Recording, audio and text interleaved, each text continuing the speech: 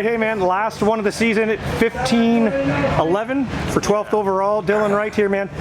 Let's talk about, we talked about the first one, but let's wrap it up here. How did it go today? Let's talk about this. Yeah, it was a good day for my speed and riding. Riding part was good. It was just one mistake in the first moto kind of cost me a really good day here, but you know, it's racing, it happens. Just yeah, it kind of is what it is. The second moto got a shit start again. I saw you tried, like, so you're thinking about trying that inside move, like letting guys go and cutting in, or what were you? Yeah, well, it's tough because you kind of don't know where everybody's going, and yeah, I kind of just, whatever, I was like mid-pack. Kind of is what it is, but I was happy with the way I rode that motor because I was able to pass all of the guys that have been giving me troubles getting by, and yeah, I didn't have the balls to clean Cairoli out today, or I would have been top 10 because I had the chance to kind of do it at the bottom of one of the hills, but I also wanted to leave here alive, so you know, I kind of just gave him the old nod, yes sir. But none of us would have made it out here alive if you'd done that. No, exactly. So yeah, I think all in all it was a good day. I think with a start I'd be right near the top 5. It's just seem to get up near the top 5 at the start because I mean the guys here are fast, so you can't really just pick guys off super easy. Yeah, and we keep saying the same thing, right? Like the numbers, the results sheets aren't really telling the story because, I mean, it's like you say, you had the pace to be up battling for like the top 5, 6 kind of things. And that first one, speed-wise too, and the second one, like you say, it's just the starts, right? Yeah, it's just the starts, but I mean, it's tough when you come over here. I mean, these guys practice 500 or 600 starts on the grade every year, and I mean, we don't have grades at home, so it kind of makes my job a little bit tougher because these guys kind of have it dialed in and they clutch their bikes for the grade, whereas like we kind of clutch it for the sand and the dirt, so it makes it a little bit tricky for me, but you know what, I don't have any excuses. That's something I need to work on if I want to be up running with those fast guys in the front. I gotta get to work here and work on my starts, work on my reaction time, and get everything down as good as possible so that come next year, you know, I'm better and don't have to work nearly as hard as I did today to get the results. Because like you said, the speed's there. It's just the kind of getting off the gate part. Because I'm picking off all the, you know, a bunch of factory guys. It's just I need to start up with the next group ahead a little bit to kind of run their pace. So you know, we know what we need to work on now, so we'll kind of get to work and go from there. But it's been a really good experience for me. I haven't pushed this hard in a long time, so yeah, I think it's been good. All right, no, that's not going to help the sound, but hey, I want to talk about this too. I mean, late moto, you've obviously already over here you got a reputation as being a strong finisher, man. Your guys' tongues were hanging out and you just kept making passes late. Yeah, exactly.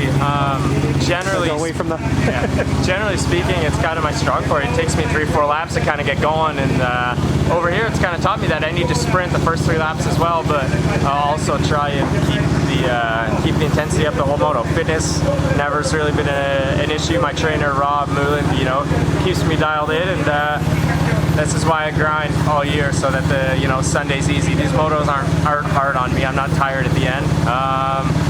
So I think my fitness is good. It's just, you know, a couple other things I need to work on, but you know, get back to work and get back to the daily grind, you know. All right, I got one last thing for you. That wasn't it.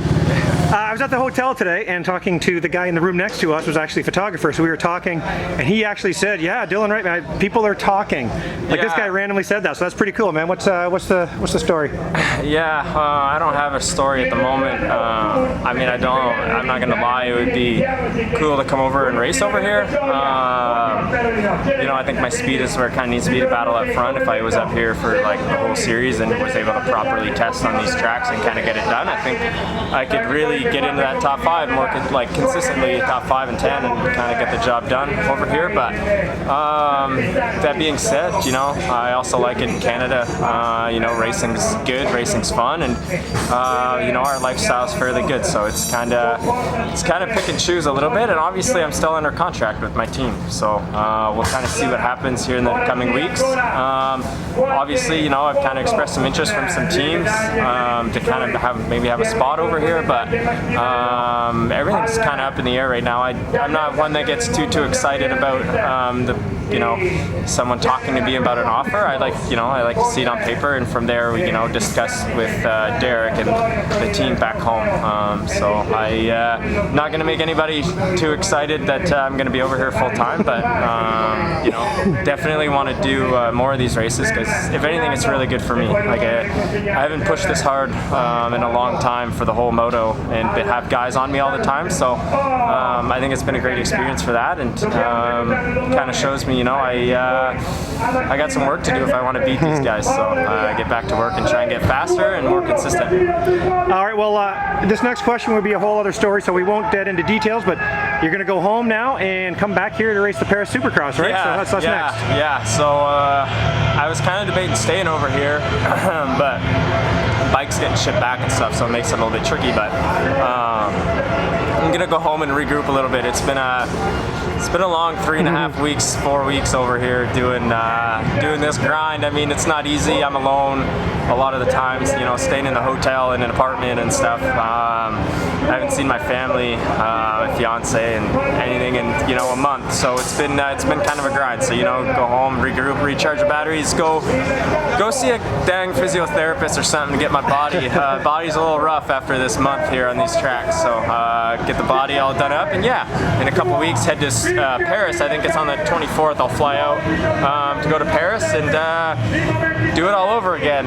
I'm no stranger to racing, and I think people like that back home. Like if an opportunity comes up like this one or like Paris, I'm willing to jump on it and take the opportunity to keep racing. We have a long off season, so for me, any time I can get a gate drop with some faster guys, it's always a positive for me. And I think kids back home, it's kind of a good thing. It's always good to get beat sometimes. It humbles you a little bit, and makes you keep wanting to go get that carrot that's kind of dangling in front. So it's fun. I enjoy it.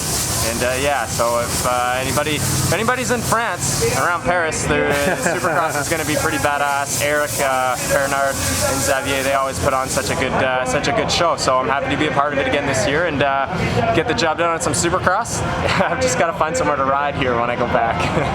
All right, Dylan. Well, man, you gave Canada a reason to really pay attention to these MXGPs. The racing at the front was amazing, and then watching you come up through the pack was great too, man. So, hey, on behalf of Canada, thank you. And hey, let's get the heck out of Dodge here, man. It's crazy trying to hold that fence back. But who would you like to thank, man? We'll let you get going. Yeah, obviously, I can't thank all the people from back home for the supportive words and everybody being super supportive of me kind of coming over here and cheering me on and tagging along. It's been a crazy kind of experience the last 3.5 weeks. So thank you to all the fans and everybody back home. I hope I did Canada proud. I definitely tried my best, and I think it goes to show that we got some dang good motocross racers in Canada that can come, dice it up with some of the best in the world. So I hope everybody enjoyed it, and obviously my whole team from back home for supporting me and doing for these events. Really, Derek and Honda Canada GDR Fox Racing team.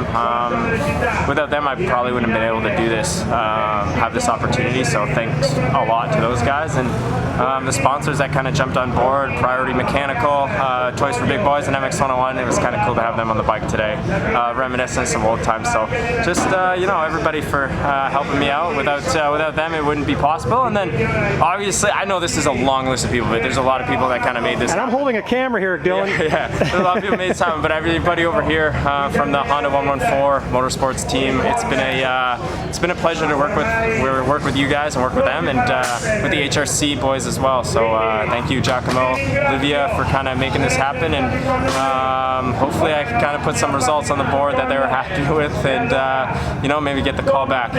So obviously thanks to everybody, my mechanic Antoine, my mechanic Braden and Justin at home, and everybody that kind of makes this happen. So we go back to work now and try and get faster.